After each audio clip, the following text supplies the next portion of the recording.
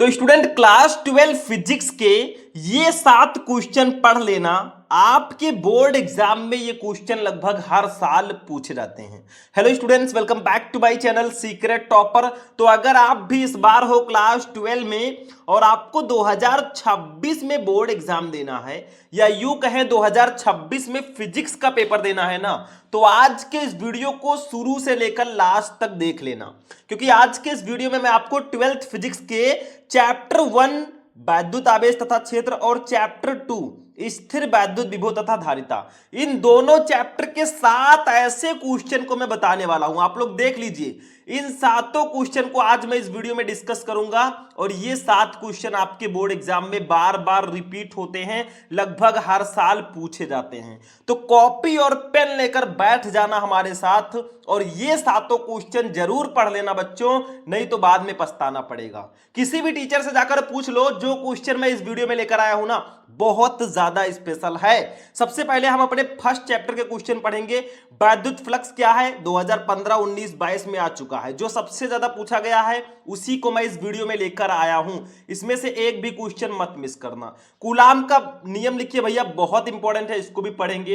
वैद्युत क्षेत्र की तीव्रता क्या होती है, बहुत ज्यादा पूछा जाता है, इसको पढ़ेंगे। उसके बाद में न्यूमेरिकल सॉल्व करेंगे 2, फिर समविभव पृष्ठ पढ़ेंगे। देखो यहां ये जो क्वेश्चन है ना चैप्टर 2 का है, ये भी और ये भी, ठीक है। इन सबको एक एक करके हम इस वीडियो में पढ़ने वाले हैं। तो ये 7 क्वेश्चन आप लोग बिल्कुल से पढ़ लेना, हर साल बोर्ड एग्जाम में आते हैं। तो चलिए बस वीडियो को शुरू करते हैं। आप लोग इस वीडियो को लाइक कर देना और चैनल को सब्सक्राइब कर लेना, ताकि जो हमारी छोटी सी यूट्यूब फैमिली है ना वो और ज्यादा बच्चे उसमें ऐड हो सकें और हमारी एक बड़ी फैमिली बन जाए, ठीक है। बस आप लोगों को सपोर्ट करना है। चलिए एक एक क्वेश्चन को हम इस वीडियो में समझते हैं।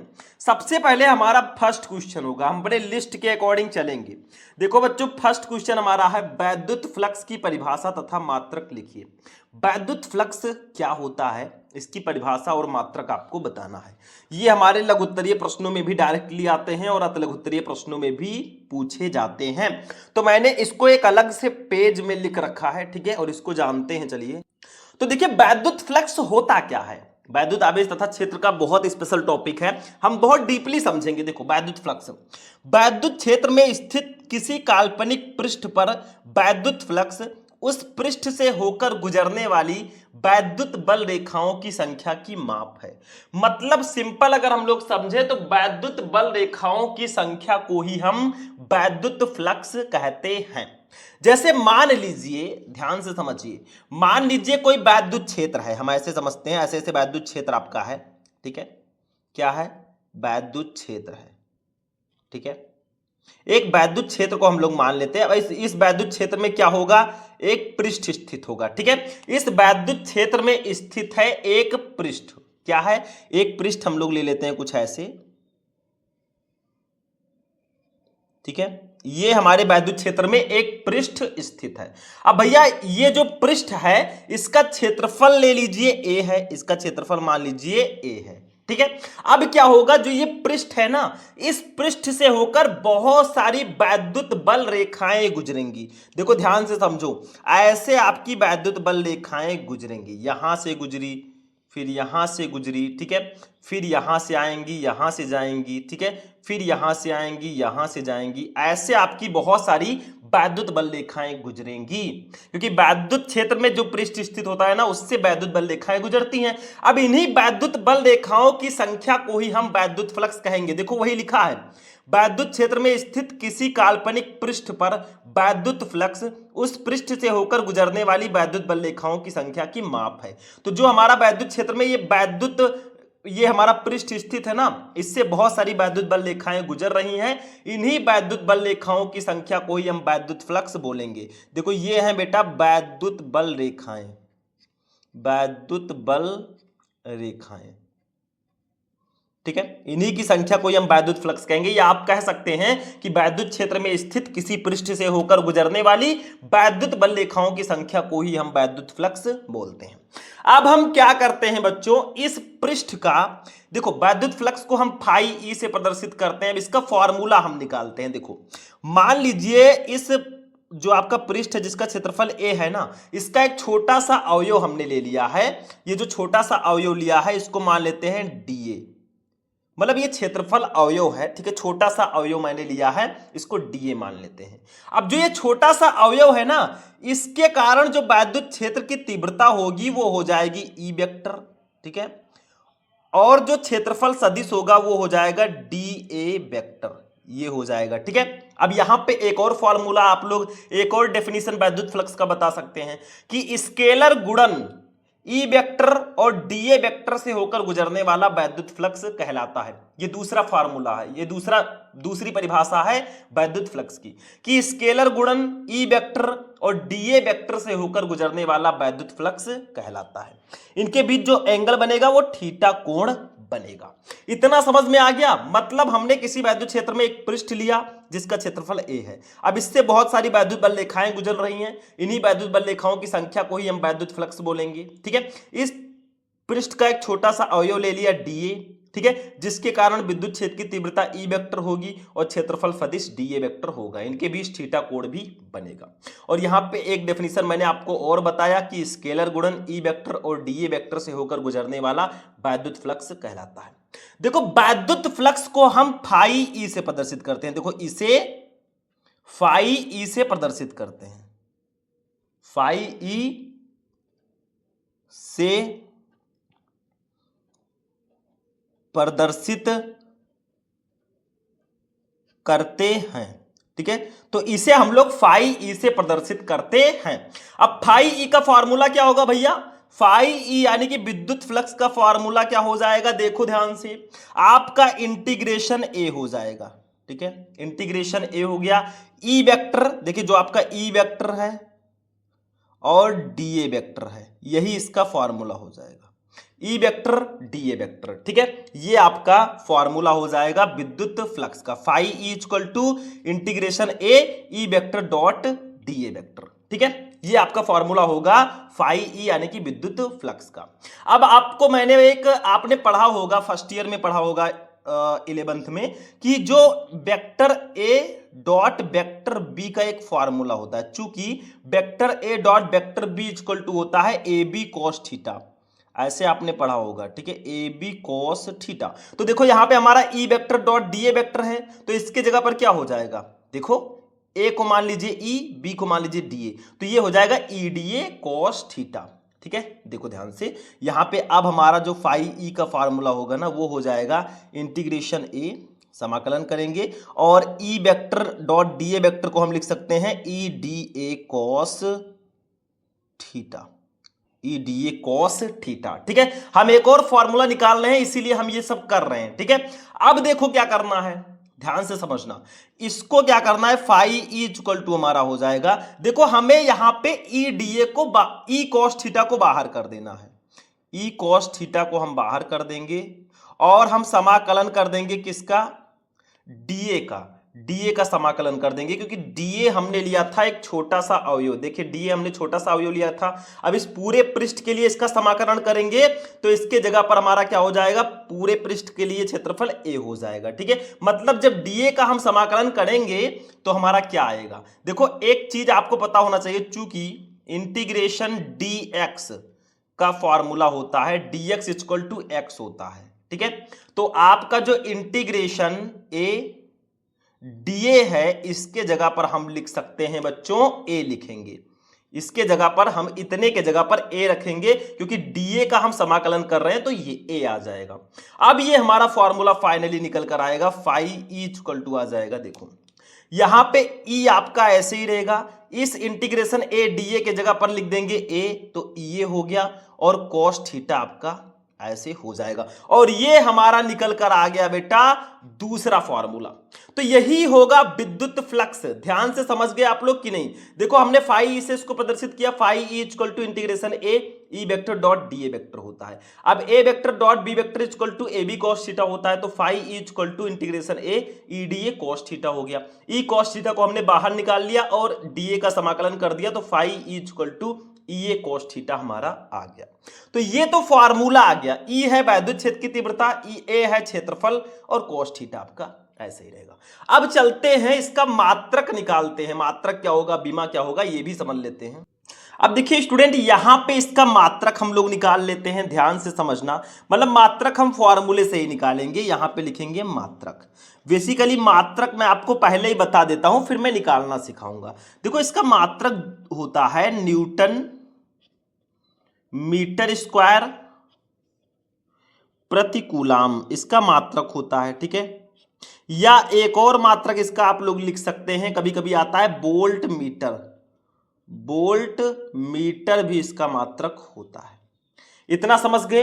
अब इसको निकालेंगे कैसे, हम प्रूफ भी करेंगे भैया। तो मैंने आपको बताया इसका फॉर्मूला होता है फाई ई इक्वल टू होता है ई A cos theta. E A cos theta इसका फॉर्मूला होता है। अब हम मात्रक निकालते हैं इसका। देखो ध्यान से, ई है आपका वैद्युत क्षेत्र की तीव्रता, इसका मात्रक हो जाएगा न्यूटन प्रति कूलाम। ठीक है, इंटू ए है, ए आपका क्या है, क्षेत्रफल है, तो इसका मात्रक हो जाएगा मीटर स्क्वायर। Metre square. अब भैया इसको जब आप करेंगे तो हमारा फाई का मात्रक होगा newton metre square. Newton metre square प्रति कूलाम, ये हो जाएगा फाई ई का मात्रक। यही तो मैंने बताया ऊपर, तो यही हो जाएगा बेटा मात्रक। ठीक है, अब आपसे कोई पूछे सर जी विद्युत फ्लक्स की विमा क्या होगी, तो वो भी मैं बताऊंगा। विमा dimensional formula of electric flux वो हो जाएगा ML3 T-3 A-1। ये हो जाएगी विद्युत फ्लक्स की विमा। सिंपल सा है, कुछ है नहीं इसमें भाई। चलो ये क्वेश्चन भी हमारा हो चुका है। बस आप लोग इन सबको नोट करते हुए चलना, और नोट अगर चाहिए तो शुभम लेक्चरर ऐप डाउनलोड कर लेना। हमारे ऐप पर आपको सारी चीजें प्रोवाइड कराई जा रही हैं, बिल्कुल टेंशन फ्री रहना। लास्ट तक हम आपको बोर्ड एग्जाम जब तक नहीं हो जाता ना, तब तक आपको सारे के सारे क्लासेस, सारे के सारे कंटेंट प्रोवाइड कराएंगे। ठीक है, चलो आगे बढ़ते हैं, अपने दूसरे क्वेश्चन की ओर चलेंगे। ठीक है, दूसरा क्वेश्चन हम ले लेते हैं और दूसरे क्वेश्चन पर हम लोग चलेंगे। दूसरा क्वेश्चन हमारा क्या है, ध्यान से समझो। यहां पे हमारा दूसरा क्वेश्चन लिस्ट में है। हम 7 क्वेश्चन अभी पढ़ेंगे, अभी तो पार्ट टी शुरू हुई है। आप लोग वीडियो को लाइक करते हुए चलना भाई, मेहनत लगता है वीडियो बनाने में। तो कूलाम का वैद्युत बल संबंधी नियम लिखिए। कूलाम का नियम क्या है, बेसिकली ये नियम बहुत इजी है, मैं आपको बता देता हूं, बाकी कुछ है नहीं इसमें, मैंने पहले भी बता रखा है। तो कूलाम का वैद्युत बल संबंधी नियम क्या है, देखो कूलाम के नियम के अनुसार दो स्थिर बिंदु आवेशों के बीच लगने वाला आकर्षण अथवा प्रतिकर्षण बल दोनों आवेशों के गुणनफल के अनुक्रमानुपाती तथा उनके बीच की दूरी के वर्ग के व्युत्क्रमानुपाती होता है। जैसे मान लीजिए दो आवेश हैं बेटा, एक आवेश ये है, एक आवेश ये है। ठीक है, इनके बीच की कुछ ना कुछ दूरी होगी, ये मैं ले लेता हूं।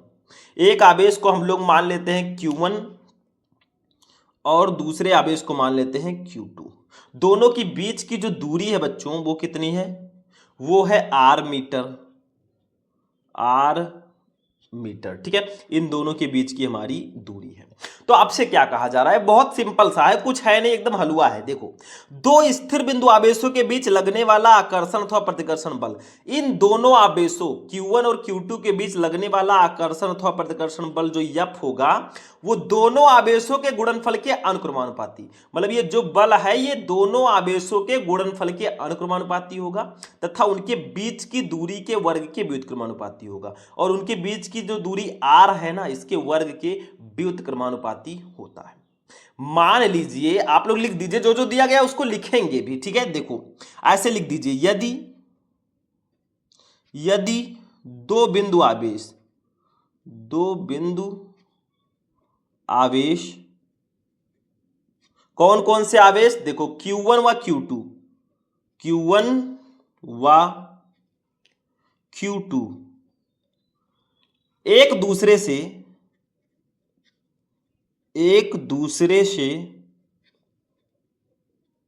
R मीटर की दूरी पर स्थित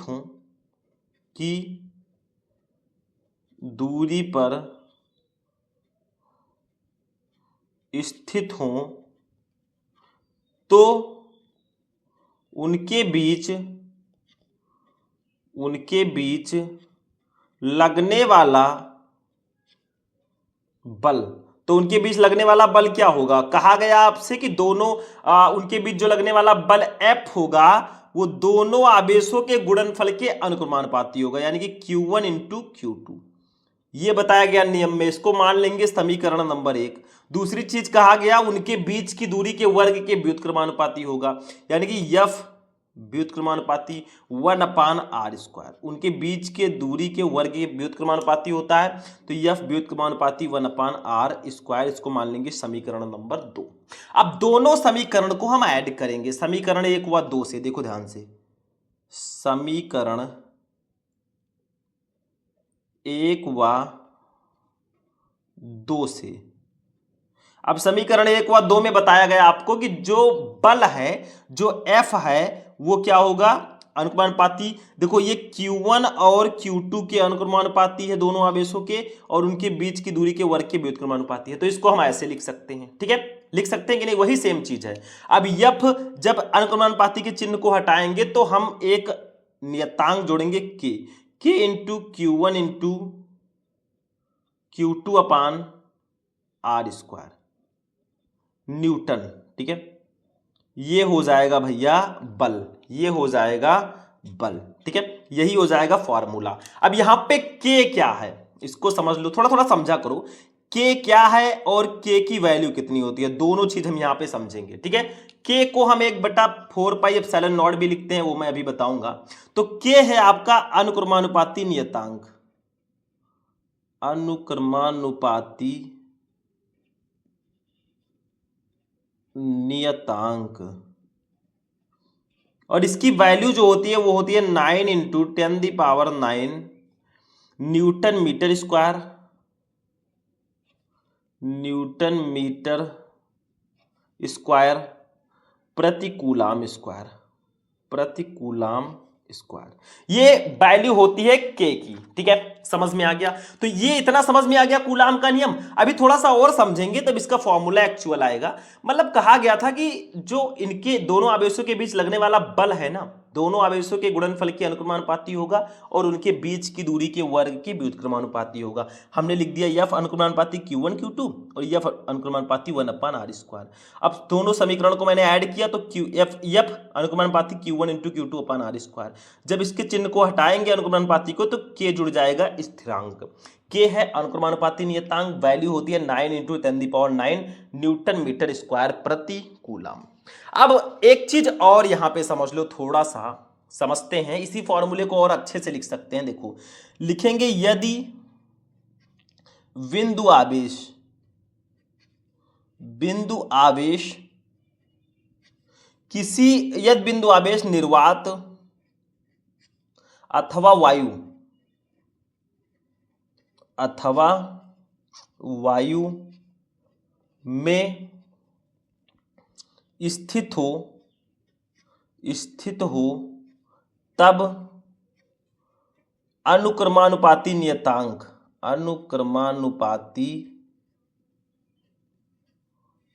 नियतांक K के जगह पर हम लिखते हैं K को 1/1/4πε0 लिखा जाता है। मतलब K के जगह पर हम कहीं कहीं 1/4πε0 भी लिखते हैं, लिखा जाता है। अब क्या करेंगे, देखो इस K के जगह पर 1/4πε0 कर देंगे तो हमारा हो जाएगा, ध्यान से समझना, ये हमारा हो जाएगा F = 1/4πε0 into Q1 into Q2/r² Newton. ये हमारा हो जाएगा बेटा फॉर्मूला कूलाम के नियम का। F = 1/4πε0 into Q1 into Q2/r² Newton, ठीक है? अब देखो 1/4πε0 की जो वैल्यू होगी वो यही वाली होगी, 9 इंटू 10⁹ न्यूटन मीटर स्क्वायर प्रति कूलाम। यही वैल्यू होगी 1/4πε0 की। तो जब आप न्यूमेरिकल सॉल्व करेंगे ना तो इसके जगह पर यही वैल्यू आपको रखना है। Q1 Q2 है आवेश, R है दोनों आवेशों के बीच की दूरी। समझ में आ गया? कूलाम का नियम भी बहुत सिंपल सा था, आई होप कि आपको समझ में आ चुका होगा। चलिए इसको भी हटाते हैं और अपने तीसरे क्वेश्चन को देखते हैं। अब देखिए स्टूडेंट, जो तीसरा क्वेश्चन हमारा है ना, ये हमारी लिस्ट में बहुत स्पेशल क्वेश्चन है भैया। वैद्युत क्षेत्र की तीव्रता की परिभाषा तथा इसका मात्रक आपको बताना है। बहुत सिंपल सा है, ये कुछ खास है नहीं। देखो, वैद्युत क्षेत्र की तीव्रता, वैद्युत क्षेत्र में किसी बिंदु पर रखे परीक्षण आवेश पर लगने वाले बल तथा परीक्षण आवेश के मान की निष्पत्ति को उस बिंदु पर वैद्युत क्षेत्र की तीव्रता कहते हैं। मतलब क्या कहा जा रहा है, जैसे मान लीजिए किसी वैद्युत क्षेत्र में कोई परीक्षण आवेश रखा हो, मान लीजिए वैद्युत क्षेत्र है, ठीक है, इसमें एक परीक्षण आवेश रखा हुआ है, ये देखो, जिसको नाम दे देते हैं Q0, ठीक है। तो ये जो परीक्षण आवेश है, वैद्युत क्षेत्र में स्थित किसी बिंदु पर रखे परीक्षण आवेश पर लगने वाले बल, इस पर एक बल कार्य करेगा जिसको हम लोग F मान सकते हैं, F, ठीक है। तो लगने वाले बल F वेक्टर मान लीजिए वेक्टर रूप में, तथा ये जो परीक्षण आवेश है इसी के अनुपात को ही हम वैद्युत क्षेत्र की तीव्रता बोलते हैं। मतलब वैद्युत क्षेत्र में रखे किसी परीक्षण आवेश Q0 पर लगने वाले बल F तथा परीक्षण आवेश Q0, इसी के अनुपात को, इसी के निष्पत्ति को ही हम वैद्युत क्षेत्र की तीव्रता बोलते हैं। इसे E वेक्टर से डिनोट करते हैं, वैद्युत क्षेत्र की तीव्रता को E से डिनोट करते हैं, लेकिन हम वेक्टर रूप में लिख रहे हैं तो E वेक्टर इक्वल टू आपका हो जाएगा F वेक्टर अपान Q0, यानी कि परीक्षण आवेश पर लगने वाले बल F तथा परीक्षण आवेश Q0 दोनों के अनुपात को ही हम वैद्युत क्षेत्र की तीव्रता बोलते हैं। बहुत सिंपल सा है, F है बल, Q0 है परीक्षण आवेश, लिख लीजिएगा आप लोग। मात्रक क्या होगा, मात्रक भाई बहुत सिंपल है, मात्रक में कुछ है ही नहीं। मात्रक, इसका जो मात्रक होगा ना वो न्यूटन प्रति कूलाम होगा। क्यों? क्योंकि बल का मात्रक न्यूटन और आवेश का मात्रक कूलाम, तो न्यूटन प्रति कूलाम हो जाएगा इसका मात्रक। कोई बच्चा अगर पूछेगा राशि कैसी है सर जी, हमारी राशि तो दूसरी है, इसकी राशि कैसी है, तो इसमें भी राशि होती है, सदिश राशि है, ये सदिश राशि। अब कुछ बच्चों के मन में एक क्वेश्चन आ रहा होगा, सर जी बीमा बता देते तो मजा आ जाता। अरे भैया बीमा भी हम बताएंगे, लो बीमा इसकी जो होगी वो होगी MLT-3 A-1, ये इसकी बीमा हो जाएगी। अब आप कहेंगे सर जी निकाला कैसे बीमा, वो भी बता दीजिए। अरे चलो वो भी क्लियर कर देते हैं। F इक्वल टू, सॉरी मैंने आपको बताया E इक्वल टू क्या होता है, E इक्वल टू मैंने आपको बताया F अपान Q0 या F वेक्टर अपान Q0, मैंने बताया आपको, बिल्कुल।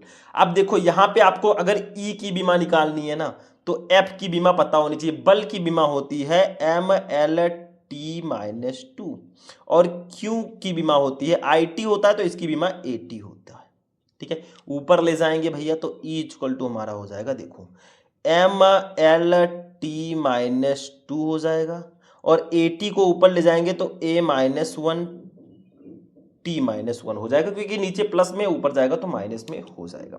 अब E इक्वल टू हमारा हो जाएगा, देखो इसी को सॉल्व करेंगे तो MLT-3 हो जाएगा, देखो -2 -1 मिलकर -3 हो जाएगा, जुड़ जाएगा और A-1, यही हो जाएगी इसकी बीमा। बस हो गया, मैंने निकालना भी सिखा दिया बेटा। तो यही है विद्युत क्षेत्र की तीव्रता, E equal to F upon Q0, vector रूप में E vector equal to F vector upon Q0। मात्रक न्यूटन प्रति कूलम, राशि सदिश, बीमा MLT-3 A-1 और मैंने निकालना भी आपको सिखा दिया। चलो बेटा चौथा क्वेश्चन देखते हैं, टाइम वेस्ट नहीं करेंगे। 4 नंबर क्वेश्चन पे हम लोग आ जाते हैं। क्वेश्चन स्पेशल है तो हम भी स्पेशल तरीके से ही बताएंगे, न्यूमेरिकल है इसी चैप्टर का, विद्युत द्विध्रुव आघूर्ण से रिलेटेड। आपके लिस्ट में चौथे क्वेश्चन की भी खात्मा होने जा रहा है। चलो देखते हैं क्या है, ध्यान से समझो। एक माइक्रो कूलाम के दो बराबर एवं विपरीत प्रकार के आवेश 2 मिलीमीटर दूर रखे हैं, इस विद्युत द्विध्रुव का द्विध्रुव आघूर्ण ज्ञात कीजिए। मतलब आपको क्या कहा जा रहा है, देखो हमें सबसे पहले आवेश दिया गया है क्यू की वैल्यू दी गई है 1 माइक्रो कूलाम, इसको कूलाम में बदलेंगे तो 1 गुणे 10 के पावर -6 हो जाएगा। तो क्यू की वैल्यू हमें दी गई है 10 के पावर -6 कूलाम, ये हो जाएगा, ठीक है। इतना हो गया। अब देखो ध्यान समझो, हमें कहा जा रहा है कि विपरीत प्रकार के आवेश 2 मिलीमीटर दूरी पर रखे हैं। अब देखो इनके बीच की दूरी जो होती है वो 2L होती है, तो इनकी जो 2L की वैल्यू है ना वो 2 मिलीमीटर है, 2 मिलीमीटर है। अब मिलीमीटर को मीटर में कैसे बदलोगे, देखो 1000 मिलीमीटर इक्वल टू 1 मीटर होता है, तो 2 को 1000 से गुणा कर देना होगा, ये हो जाएगा 2/1000 को लिख सकते हैं 10 की पावर 3, उसको ऊपर ले जाएंगे तो 2 गुणे 10 की पावर -3 ये मीटर हो जाएगा। ठीक है, अगर मिलीमीटर को मीटर में बदलना है भैया तो 1000 से भाग देना पड़ेगा। तो यहाँ पे 2L की वैल्यू जो हमारी आ गई वो आ गई 2 गुणे 10 की पावर -3। अब ये मीटर हो जाएगा। हमें निकालना क्या है बेटा, हमें P निकालना है, तो P को हम निकालेंगे। P इक्वल टू एक फॉर्मूला होता है, शायद आप सभी को पता ही हो, विद्युत द्विध्रुव आघूर्ण। मैं लिख देता हूं यहां पे विद्युत द्विध्रुव आघूर्ण।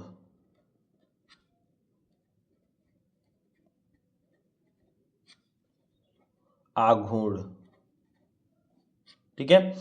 P इक्वल टू होता है हमारा Q into 2L। P equal to होता है Q इंटू 2L, ठीक है। अब P इक्वल टू हमारा हो जाएगा, देखो Q की वैल्यू हमें दी गई है, Q की वैल्यू हमें दी गई है 10 की पावर -6, तो ये हो जाएगा 10 की पावर -6। 2L की वैल्यू दी गई है 2 गुणे 10 की पावर -3, इतना हो गया। अब फाइनली हमारी P की वैल्यू आ गई, P इक्वल टू हो जाएगा 2 गुणे 10 की पावर -6 -3 जुड़ेगा तो -9 हो जाएगा। इसका मात्रक होगा कूलाम मीटर, क्योंकि फॉर्मूले से देखो Q है आवेश, आवेश का मात्रक कूलाम, L है दूरी, दूरी का मात्रक मीटर, तो कूलाम मीटर इसका मात्रक हो जाएगा। बेटा हो गया, न्यूमेरिकल सॉल्व हो गया। क्या था इसमें, कुछ नहीं, बस आपको क्या था, Q दिया गया था, 2L दिया गया था, फॉर्मूला लगा दिया P equal to Q into 2L, और हमारा ये क्वेश्चन फाइनली हो चुका है।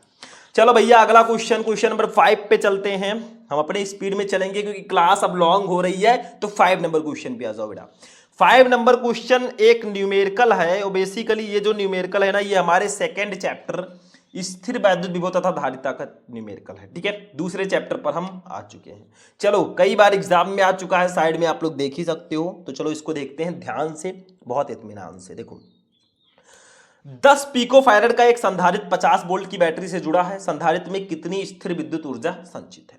हमें पहले धारिता दी गई है C, ये दिया गया है बच्चों 10 पिको फैराड। इसको फैराड में बदलेंगे तो 10 गुणे 10 की पावर -12 फैराड होगा, क्योंकि पिको फैराड को फैराड में बदलते हैं तो 10 की पावर -12 से गुणा करते हैं। विभव दिया गया है V, 50 वोल्ट दिया गया है। अरे भैया हमें U निकालना है, बहुत इजी है ये न्यूमेरिकल, बेसिकली ये न्यूमेरिकल बहुत इजी है। तो स्थितिज ऊर्जा जो विद्युत ऊर्जा है ना, उसका फॉर्मूला U इक्वल टू होगा 1/2 CV²। ये हमने कर दिया फॉर्मूला, आप लोग बिल्कुल से याद रखना। U इक्वल टू हमारा हो जाएगा, देखो ध्यान से, बहुत ध्यान से देखना, 1/2 C की वैल्यू है 10 गुणे 10 की पावर -12, और V की वैल्यू है 50, तो 50 का स्क्वायर है तो 50 गुणे 50 दो बार लिख देंगे, स्क्वायर का मतलब दो बार, तो 2 1 जा 2, 2 5 जा 10, तो ये हमारा हो जाएगा U equal to 5 into 10 the power -12 into, ये 50 का 50 से गुणा होगा तो ये 2500 हो जाएगा, ठीक है। इतना हो गया बेटा, समझ में आ रहा है। तो U इक्वल टू हमारा हो जाएगा, देखो 5 इंटू 10 दी पावर -12 इंटू, इस 2500 को लिख सकते हैं 25 गुणे 100, और 100 को लिख सकते हैं 10 की पावर 2, ऐसे लिख देंगे। तो U इक्वल टू हमारा हो जाएगा, देखो 25 का 5 से गुणा करेंगे 125 आ जाएगा, गुणे 10 के पावर -12 है, ये 2 है, दोबारा में से 2 जाएगा, -10 बचेगा। तो आप इतना जूल भी आंसर लिख सकते हैं, कोई दिक्कत नहीं है, लेकिन इसको थोड़ा और इंप्रूव करना चाहेंगे ना, तो ये 2 अंक पहले दशमलव ले आइए, 1.25 गुणे, अब जब इधर आप लोग आएंगे ना तो आपको 10 के पावर 2 से गुणा करना होगा, 10 के पावर 2 से गुणा करोगे तो 10 के पावर -8 ही हो जाएगा जूल। तो ये दोनों आंसर आपका सही है, बट इसको थोड़ा मैंने मॉडिफाई करके लिख दिया है, तो ये ज्यादा बेटर रहेगा। बस हो गया भैया, ये क्वेश्चन भी आपका हो चुका है, यही हमारा आंसर हो जाएगा। तो बस फॉर्मूला याद रखना, U इक्वल टू 1/2 CV², और आपका काम हो जाएगा। चलो भैया आगे बढ़ते हैं, बढ़ते चलो आगे अपने पथ पर, ठीक है। चलो 6वां क्वेश्चन, समविभव पृष्ठ से क्या तात्पर्य है भैया, 2015-17 में आ चुका है, तो बहुत ज्यादा डीपली हमें नहीं जाना है, बस आपको सिर्फ थोड़ा सा समझना है। क्या समझना है, समविभव पृष्ठ क्या होता है, किसी वैद्युत क्षेत्र में खींचा गया वो पृष्ठ जिस पर स्थित सभी बिंदुओं पर वैद्युत विभव बराबर हो, समविभव पृष्ठ कहलाता है। जैसे मान लीजिए ये मैंने पृष्ठ ले लिया, इस पर जितने भी बिंदु होंगे, देखो ये ऐसे ऐसे जो बिंदु होंगे, इन पर जो विभव होगा V ना, वो प्रत्येक बिंदु पर विभव समान होगा, इसी को समविभव पृष्ठ कहेंगे। नाम में ही रखा है समविभव, मतलब विभव समान। तो किसी वैद्युत क्षेत्र में खींचा गया वह पृष्ठ जिस पर स्थित सभी बिंदुओं पर वैद्युत विभव बराबर हो, समविभव पृष्ठ वो कहलाता है। तो ये हमारा हो चुका है बेटा, ठीक है। बहुत सिंपल सा था, 1 नंबर 2 नंबर में आता है, तो इसको समझ गए होंगे आप लोग। लास्ट क्वेश्चन अपना हम लोग देखेंगे, 7 नंबर क्वेश्चन पे आ चुके हैं, जो कि हमारा लास्ट 1 क्वेश्चन होगा आज के इस क्लास का। ये देखो, संधारित्र की धारिता की परिभाषा लिखिए। बहुत इंपॉर्टेंट क्वेश्चन है, संधारित्र की धारिता क्या होती है। चलो भैया, 2014, 15, 22, 24 सब में आ चुका है, तो इसको तो जानना बेहद जरूरी है। तो चलिए जान लेते हैं, कहां पड़े हो चक्कर में, कोई नहीं है टक्कर में। संधारित्र की धारिता, किसी संधारित्र की धारिता उसकी एक प्लेट को दिए गए आवेश तथा दोनों प्लेटों के बीच उत्पन्न विभवांतर के अनुपात के बराबर होती है। देखो, धारिता जो संधारित्र होता है उसकी 2 प्लेटें होती है, मैंने आपको बताया था ऐसे, ठीक है। तो किसी संधारित्र की धारिता जो है उसकी एक प्लेट को दिए गए आवेश Q तथा दोनों प्लेटों के बीच उत्पन्न विभवांतर V इसी के अनुपात के बराबर होती है। इसे C से प्रदर्शित करते हैं, इसे धारिता को C से, ठीक है, C से प्रदर्शित करते हैं, ठीक है। और C इक्वल टू हमारा क्या हो जाएगा, C इक्वल टू कहा गया कि किसी एक प्लेट को दिए गए आवेश Q तथा दोनों प्लेटों के बीच उत्पन्न विभवांतर V इसी के अनुपात के बराबर होती है धारिता। तो C इक्वल टू हो जाएगा Q/V, ठीक है, हो गया। अब मात्रक आपसे कहा जाए बेटा, मात्रक क्या होगा इसका, मात्रक, ठीक है। तो इसका मात्रक हो जाएगा कूलाम प्रति वोल्ट। देखो, क्यों है आवेश, आवेश का मात्रक कूलाम प्रति वोल्ट इसका मात्रक हो जाएगा। या इसका मात्रक फैरड भी होता है, धारिता का मात्रक फैरड भी होता है। अब आपसे कहा जाए भैया, 1 माइक्रो फैरड की वैल्यू और 1 पीको फैरड की वैल्यू, ये जानना बहुत जरूरी है बेटा। इसको जाने रहोगे तो न्यूमेरिकल में आसानी रहेगा। माइक्रो फैरड की वैल्यू होती है 10⁻⁻6 फैरड और पीको फैरड की वैल्यू 10⁻⁻12 फैरड। अगर माइक्रो फैरड दिया गया उसको फैरड में बदलना है तो 10⁻⁻6 से गुणा कर दीजिए। पीको फैरड दिया गया उसको फैरड में बदलना है तो 10⁻⁻12 से गुणा कर दीजिए, बस हो गया। तो स्टूडेंट, आज का जो हमारा क्लास है, जो हमारा 7 क्वेश्चन था हमारी लिस्ट में ना, ये 7 मोस्ट इंपोर्टेंट क्वेश्चन मैं आपको आज बता चुका हूं। तो मैं आपसे यही कहूंगा, ये 7 क्वेश्चन जरूर पढ़ लेना बोर्ड एग्जाम के लिए। और अगर आप लोग चाहते हैं कि मैं इस इंपॉर्टेंट क्वेश्चन की सीरीज को और आगे बढ़ाऊं ना, तो वीडियो को ज्यादा से ज्यादा लाइक करना, चैनल को सब्सक्राइब करना। चलिए फिर मिलते हैं हम किसी नेक्स्ट वीडियो में नेक्स्ट टॉपिक के साथ, तब तक के लिए जय हिंद।